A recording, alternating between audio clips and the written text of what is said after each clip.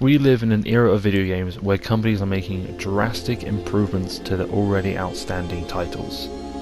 We have companies that are making games which are up and coming and people are loving to absolute bits. We have games that have flown under the radar because of a game that was much more highly rated in comparison to it.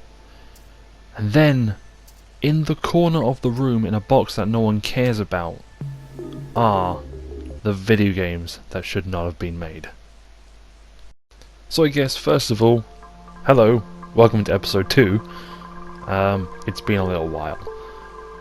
Today we're going to be looking at video games that should not be made, obviously. But I'm going to be a lot more brutal. At the end of every game that I talk about, I'll give a proper reason as to why it should not have been made. I'm not going to try and do what I did last time, which is try and justify why it's a certain price and do what I did last time, basically. I'm going to be a little bit more brutal. But how else do you start this video without an old friend? The first two games we're going to be talking about are made by the Voices Games. First one is SP Spectra Woods. I don't get it, this took me about 5 minutes to finish. The story, I'm assuming, from what I've played, is you're a bride, then you have a gun. That's about it. And this isn't your TV, this isn't anything like that, this is just how the game looks and how it is. And I've kept the original sound, you know, just in case you're wondering. Yeah, there's literally nothing. It's dead quiet. The only noise you'll hear from this game is the firing of the gun and the impact on the enemy. That's genuinely it.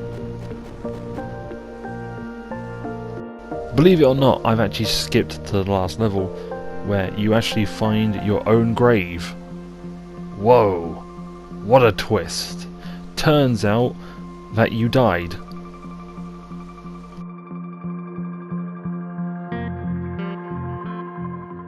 All joking aside about this game, it cost me 20p.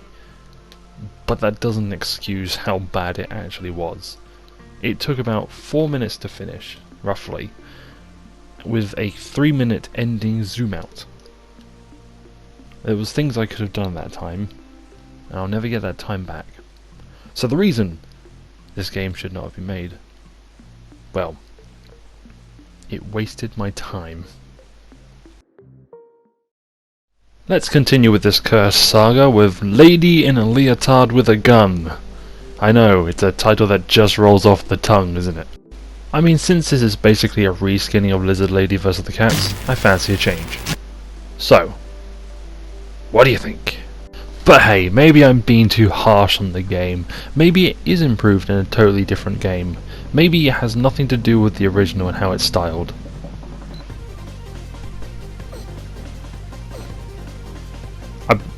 I mean, I could be just lying.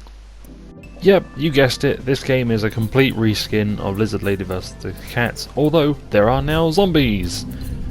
Why?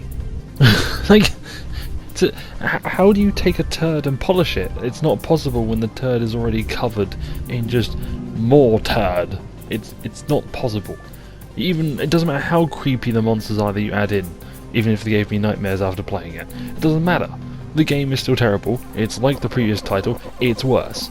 I don't know if that's possible. Maybe it's because they took out the lock-on feature. One of the best things about it. This game is not an improvement, it is worse. And then, for some reason, they decided to go, right, hey, you know the 3D thing we're doing? Let's make it 2D. And make it even worse by not putting the death detection in it. Don't forget to do that. Because we have to make people hate this game even more, and make them have to quit out the game, and then have to reload it to play it. Wow, you do have to wonder how bad we can make a game! And you know how the last level's meant to be like this big thing? Well, after doing the 10th level, and finally getting to the end of this, by God, you finished it, woo, nothing.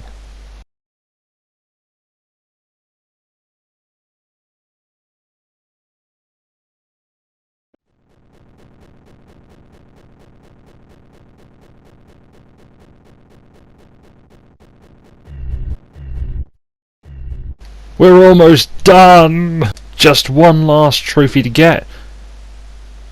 Ah! I kid you not. In order to get this trophy, you have to roll to the end of this chasm. This took me 5 minutes straight.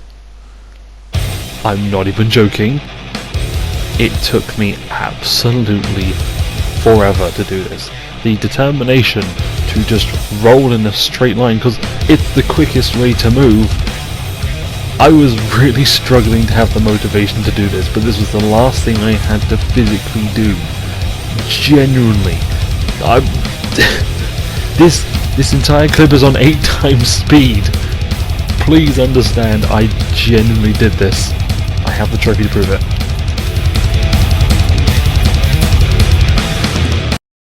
So why should the game have not been made? It feels like it was completely unnecessary, there was no need for it, and the fact it just feels like a reskin of Lizard Lady vs the Cats, it feels like a cheap way of just making a game, so in my opinion, it shouldn't have been made, it should have just been forgotten about and never done. New from Wixco Industries, the Ball Buster, the blender where you put your balls in and blitz them so that you don't feel anything when you play terrible games. Our next game is made by the legendary company Team 17. And who would have known that Team 17 made Streets of Rage? I'm sorry, what I was meant to say is Raging Justice. Back to normal. Raging Justice is on this list for a totally different reason. It's not so much as bad. It's not so much as a terrible game. It's more like it's a complete almost copy of Streets of Rage. You know, it's not even like they're trying to hide the fact of what their inspiration was. It basically feels like they just went, let's just make Streets of Rage. That was their thought process. Like, it's not necessarily a bad thing, it's just like, you know, get your own ideas, guys. It's clear what you were trying to do. The game itself is fundamentally really good. It's playable. It is actually surprisingly innovative in the fact that it has a dodge mechanic and the ability to arrest people to gain extra points. It's kinda cool. But is it me, or does everything just look slightly off? Like something's not quite right, and we're meant to just sort of accept that's just the style of the game? Like it feels like it's almost claymation, but not. All joking aside, this game isn't bad. Like, it's not terrible. Team 17 actually did a half decent job of actually making a Streets of Rage-like game. But it just feels like there could have been a lot of really good improvements. So, do I think this game should not have been made? Yes, I think it should not have been made, but it should have been made better. On to the next steaming pile of duty, none other than the well-renowned Gladiator Blades of Fury. Oh boy, here we go, here's a classic for you. To everyone who knows terrible games that are released, you know of this game. You know of its wide range of problems that it has. You know the wide range of characters, such as Wraith, Predator, Sir Lionel and Draculatus and Draculatus. So 2 characters got the same name, so what? It's not like there's one that's really offensive. So once you've chosen your combatant and you decide to go into the tournament, you'd expect a game that's all about gladiatorial combat to be slightly, I don't know, working? So, let's talk combat and the differences of the factions. Apparently each faction has its own different sets of stats.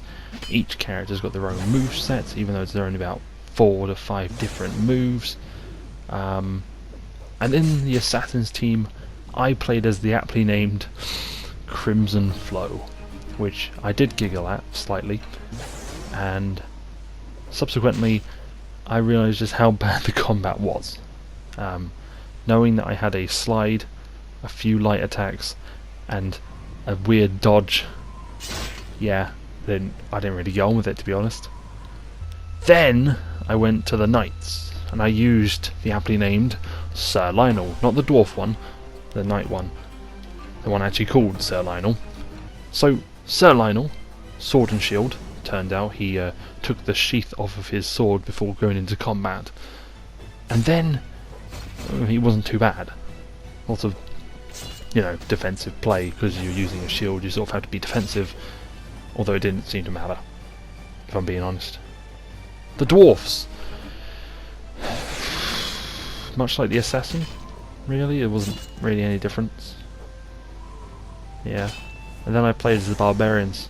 The barbarians are broken. I played as Barbarossa, the barbarian, which is probably the most broken character in the game.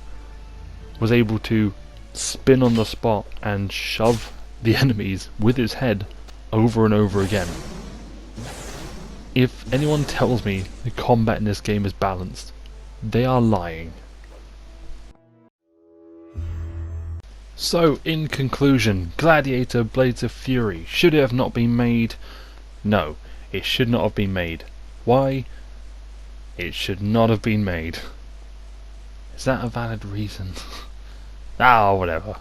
I make the rules. It shouldn't have been made, put it that way. Okay. Let's finish this video strong. Let's finish it with a game that genuinely should not have been made. At all. Has no place in the world. It's just there. We've all heard of Iron Mayo, right? You press X to get a platinum trophy.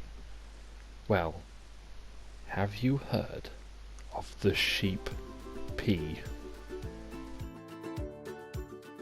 Hold R1 for 3 minutes to get every trophy and the platinum.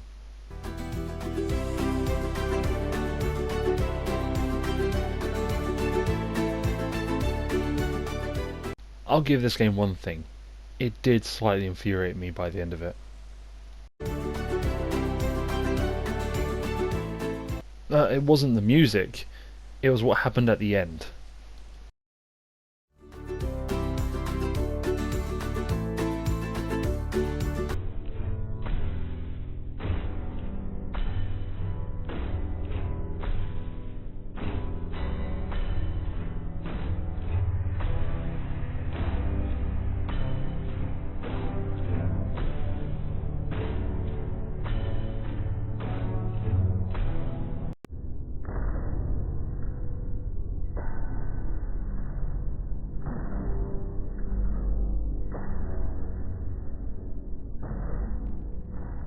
One out of 10, this game should never have been made. Let's move on. Well, that about wraps it up. I hope you enjoyed it. I hope you enjoyed my suffering of playing these awful games. And, it's good to show people these things because they begin to appreciate the games they have. And know that people like me will still play the trash. So thank you for watching, and I'll see you in whatever I decide to make